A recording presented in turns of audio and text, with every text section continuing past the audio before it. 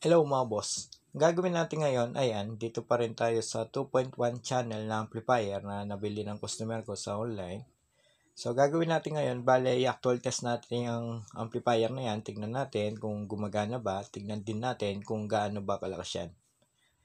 Pero bago yan mga boss, sa mga bago pa lang dito sa ating channel, huwag sanang kalimutan mag-subscribe at pakipindot na rin notification bell para sa susunod na mga upload na gagawin natin, ma-notify kayo.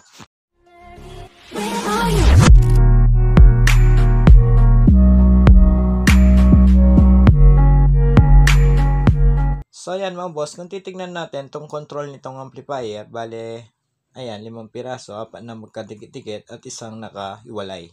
So itong nakaiwalay na control na yan yung kanyang main volume. Kung titignan natin tong amplifier, ayan, may nakasulat naman. Kung titignan natin, may nakasulat na mic port, music volume, bass, treble, sub volume, at itong itaas, ito naman yung kanyang sub frequency. So itong control na to mga boss, bale dapat nakatap yan dun sa music volume. Kung papansinin din natin pala yung pinaka-terminal, ayan, 8 yung terminal nitong volume na yan. Di katulad dito mga boss, 6 lang. So kung titignan natin mga boss, ito lang yung 8 yung terminal, ayan. Ngayon, yung control na yan, dapat nakalagay yan dito sa music volume. So sa mga beginners dyan na nice bumili ng ganitong amplifier, so tandaan nyo yan mga boss, yung single control dapat nakalagay yan sa music volume. Ngayon, yan ang mga 4 na yan. Kahit magkabali-baliktad na yung paglagay natin dyan mga boss, walang problema. Basta yung isang control lang na nakaiwalay, yun lang yung unahin nyo na itap dun sa music volume. Ngayon mga boss, lagay na natin din yung 4 na control na yan. Bali itong una, ilalagay natin yan. Ayan, dito sa base. Tapos, itong pangalawa, yan naman yung gagamitin natin para sa treble. Ayan. So, depende na lang sa inyo mo, boss. Diyan sa 4 na control na yan, kung saan nyo ilalagay. Ngayon, itong pangatlo, lalagay natin yan dito sa sub-frequency. Ayan. So, yung pangatlong control, ayan, yan yung kanyang sub-frequency. Ngayon, itong pangapat, bale, ilagay naman natin yan dito sa sub-volume. Ayan. Ngayon, after natin may tap yung 5 control, sunod naman mo, boss, itong para sa microphone. Ayan, kung titignan nyo, meron na rin sariling volume at echo itong para sa microphone. So, isaksak lang natin yan dito sa unahan.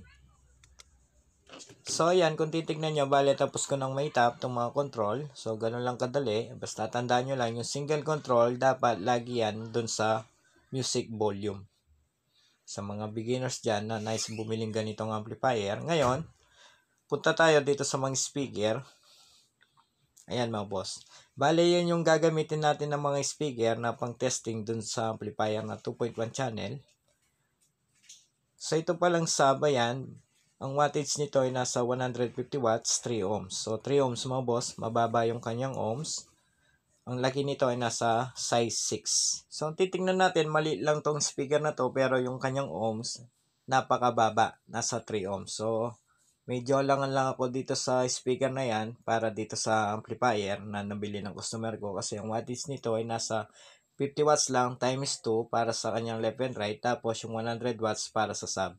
Kung titingnan natin dito sa likod, ayan, may nakasulat naman na yung output na S positive, S negative, yan yung kanyang sub out. So, yung wattage ng kanyang sub out ay nasa 100 watts. Tapos, yung para sa left and right, ang wattage naman yan ay nasa 50 watts. So, kung isipin natin mga boss, yung sub out nitong amplifier na yan ay nasa 100 watts lang. Tapos, yung speaker natin na gamit ay nasa 150 watts. Tapos, ang mahirap pa dito mga boss, yung ohms nito ay nasa 3 ohms lang. So, tignan na lang natin mga boss kung kakayanin ba tong amplifier na yan, itong gamit natin na speaker na pang-testing na 3 ohms na 150 watts. Sa ngayon, itatap muna yung mga speaker para matry na natin tong amplifier na yan.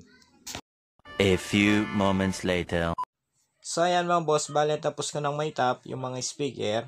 Bale itong mga speaker na yan, bale nakaparallel lahat yan, nakatap yan dito sa amplifier sa right channel.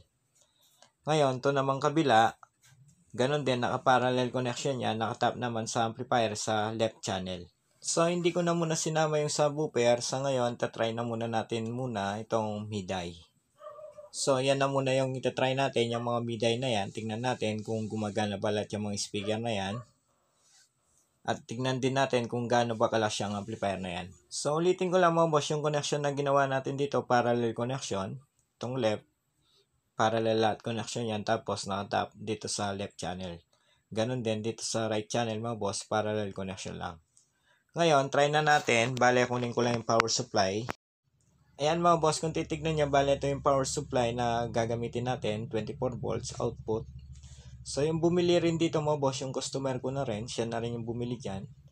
Bale, yung board na to, ang supply pala nito ay 12 volts to 24 volts. Pwede sa 12 volts hanggang 24 volts.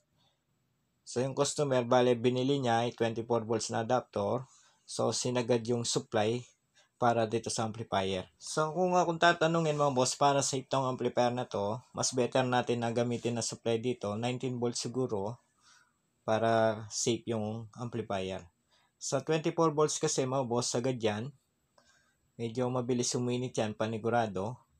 Ayan, titignan nyo tong power supply, 24 volts.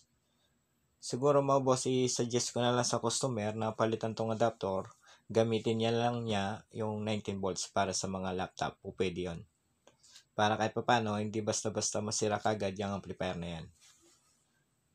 Ayan, lagay ko lang yung supply para matry na natin. Ngayon, saksak ko lang. Ayan mga boss. Ayan mga boss, kung titignan nyo, bale, nagawa na tong amplifier. Ayan, nakailaw na yung indicator na kulay blue. So, kapag umilaw na yan mga boss, ibig sabihin, naka-on na tong amplifier. Ngayon, i-off ko lang yung mga volume.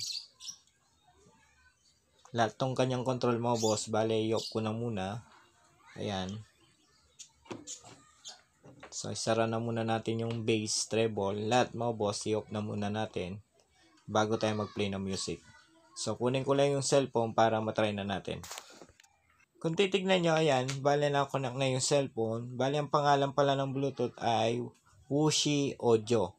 So, connected na yan. Ayan, kung nakikita nyo. Ngayon, hanap na lang tayo ng music na pwedeng i-play. So, hanap na ako music. Ayan.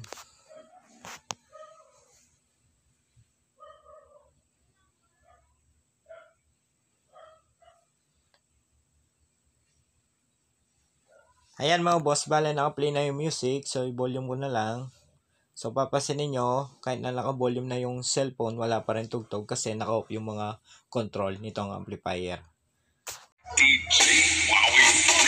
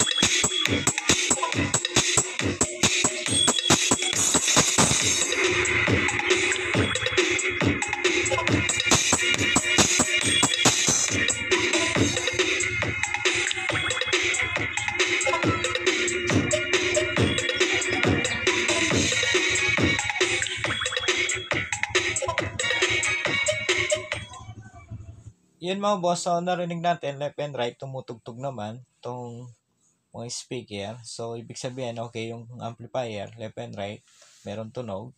So, medyo pangit lang yung tunog mga boss kasi tinetest natin yung kanyang treble control, ganun din yung bass. Pero, base sa pandinig ko dito sa lakas nitong amplifier na to, okay din naman kahit paano mga boss. Kaya naman palabasin yung tunog nitong mga speaker na yan gamit ng amplifier. Ngayon, after natin matest yung left and right, so sunod naman natin i-test yung subwoofer. Ayan mga boss, kung titignan nyo, bale tapos ko nang may tap tong subwoofer na 3 ohms na 150 watts dito sa amplifier. Titignan nyo, ayan, connected na yan. So, pakinggan natin mga boss kung kakayanin ba tong amplifier. So, play lang ako ng music. Ayan. Ngayon, volume. Pakinggan natin.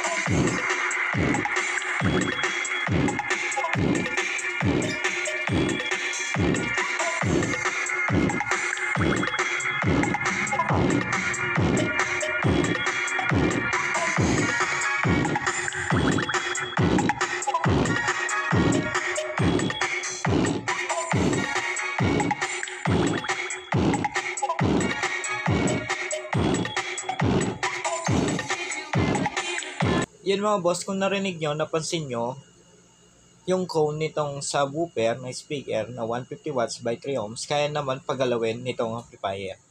At base naman sa lakas mga boss, masasabi ko din na malakas din naman tong amplifier na to. Pero para sa akin, kulang pa rin tong amplifier para dito sa sub speaker na yan na 150 watts by 3 ohms. Kasi ang wattage nitong amplifier na yan ay nasa 100 watts lang, yung pinaka-sub. So yung speaker na gamit natin ay 150 watts. Mas maganda sana kung binili ng customer yung nasa 160 watts to 200 watts na amplifier. Sa nakikita ko mga boss, kung magtataas pa tayo ng wattage sa amplifier para dito sa speaker na yan, meron pang ibubugang lakas yung speaker na yan. Pero ganun pa man, okay na rin naman tong amplifier na yan na 2.1 channel para dito, okay na rin mga boss. So overall, gumagana naman tong amplifier, pati na rin tong mid-eye, sub. So masasabi natin na okay itong amplifier, walang problema. So i-suggest ko na lang siguro sa customer na babaan na lang yung supply. Pwede naman siguro sa 22 volts, 19. So pwede pa yan, or 20 volts. Yung 24 kasi mga boss masyado nang mataas. Para sana hindi uminit kagad tong amplifier. So yun mga boss, dahil okay naman tong amplifier, so hanggang dito na muna tong ating video. So abangan nyo yung part 3. Sa part 3 mga boss, bale gagawa tayo ng box para dyan sa mga speaker na yan. So yun bale yung video natin sa sunod na video. Actually meron na akong nagawang box para dyan sa mga speaker na yan. So mamaya sa dulo nitong ating video, papasilip ko yung speaker box na ginawa ko para dyan sa mga speaker na yan. So sa ngayon, hanggang dito na muna tong ating video. Sa mga hindi pa pala na-subscribe, huwag sanang kalimutan mag-subscribe at pag-ipindot na rin notification bell para sa susunod na mga upload na gagawin natin, ma-notify kayo. Hanggang sa muli, maraming salamat.